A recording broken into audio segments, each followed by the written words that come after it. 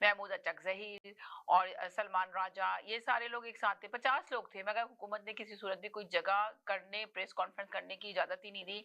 हर जगह पे पाबंदियां लगा दी गई। एक होटल को बड़ी मुश्किल से उन्होंने कहा कि जी हम यहीं पे प्रेस कॉन्फ्रेंस करते हैं, तो वहां बड़ी मुश्किल से उन्होंने करना शुरू की, तो उन्होंने बहुत एतराज किया। उनको जो वेटर थे, उनके जो वहां पे काम करने वाले वर्कर्स थे, उनको धमकियां देनी शुरू करी।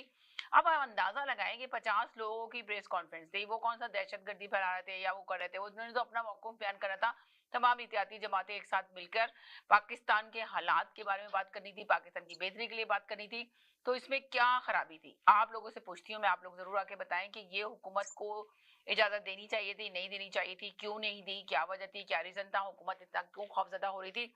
इधर जरदारी साहब के पास जिस तरह पीपल्स पार्टी के कारकुनों ने अब कंप्लेन की जाके, बहुत ज्यादा बताया कि हुकूमत उनकी बात नहीं सुनती, कुछ नहीं करती। अब जरदारी साहब ने ये सोल्यूशन निकाला है कि बल्दियाती इलेक्शन की तरफ जाना होगा, बहुत जल्द से जल्द बल्दियाती इलेक्शन का अनाउंसमेंट किया जाए, ताकि फिर ही कुछ बेहतर हालात होंगे और बजट पास करने का इंतजार किया जा रहा है। इधर मुस्लिम नून लीग के जो है कारकुन, वो आके मीडिया पे कह रहे हैं कि यकीनन अगर इसी तरह आईएमएफ के कर्जों पर मुल्क चलता रहेगा तो मुल्क कभी तरक्की नहीं करेगा। हम मानते हैं माजी में भी यही हुआ और अभी भी यही हो रहा है।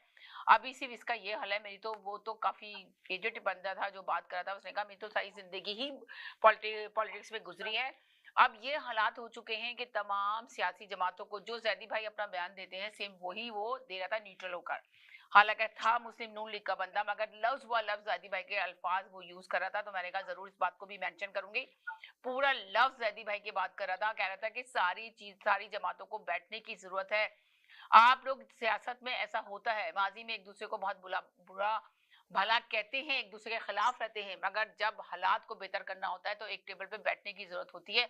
और जब हम इन लोगों को बोल रहे हैं कि एक टेबल पे आके बैठो, तो उनको बैठना चाहिए। जब टेबल पे बैठते हैं तो कुछ लेकर ही उठते हैं और मुल्क को बेहतरी की तरफ ले जाना। कि अभी जो मुल्क जिस कदर खसारे में गुजर रहा है, लोग ऐसे ही बोल रहे हैं कि जी अच्छा है, कहता नहीं बहुत बुरे हालात हैं मुल्क के, ये उसने एग्री किया, जबकि उसकी अपनी हुकूमत है, मुस्लिम नून लीग का बंदा था।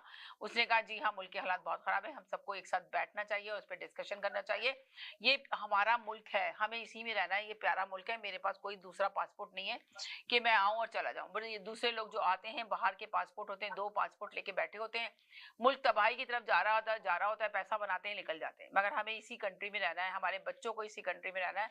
तो हमें क्या नहीं होना चाहिए कि हमें अच्छी तरीके से इस मुल्क को किस सिम की तरफ जाएगा, किस बेहतरी की तरफ जाएगा, हमें उसके बारे में सोचना है। हमें एक साथ टेबल पे बैठना होगा और डिस्कस करना होगा। इस वक्त हम बहुत परेशान हैं और पता चला है जराये के तौर पे कि अमेरिका की तरफ से बहुत पुरजोर गवर्नमेंट को लेटर लिखा जा रहा है कि हर सूरत इमरान खान को कह दिया गया है कि आप फौरन लेटर भेजें, यहाँ से इशू करें गवर्नमेंट को, पाकिस्तान की गवर्नमेंट को, और फौरन इमरान खान को बाहर निकाला जाए। तो अब देखते हैं इसका क्या होगा, गवर्नमेंट क्या एक्शन लेगी, क्या इमरान खान को फौरन रिहा करेगी, नहीं करेगी।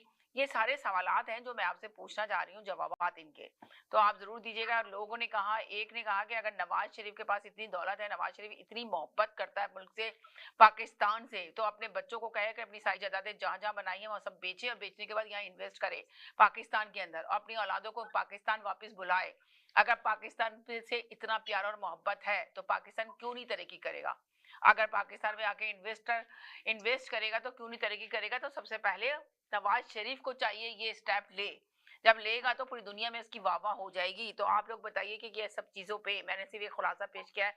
अब आप लोगों ने फैसला करना है कि ये सब चीजों में कितनी सच्चाई और कितनी हकीकत है, क्या करना चाहिए मुल्क को बेहतरी की तरफ लेके जाने के लिए। जी जनाब, जी सैदी भाई क्या कहेंगे? अस्सलाम वालेकुम। वालेकुम सलाम समीना, और आपके देखने वालों को भी मेरा सलाम। सैदी भाई मुस्लिम नील लीग का बंदा सेम आपकी बोली बोल रहा था, कॉपी टट्टो कॉपी लफ्ज व लफ्ज सारी कहानी मैंने सुनी। वो तो जैसा लगा था आप ही बोल रहे हैं बैठे हुए चैनल के ऊपर, इसलिए कि आप हमेशा मुल्क की बात करते हैं, आप हमेशा मुल्क की बात करते हैं, आप हमेशा मुल्क के बारे में बोल रहे होते हैं।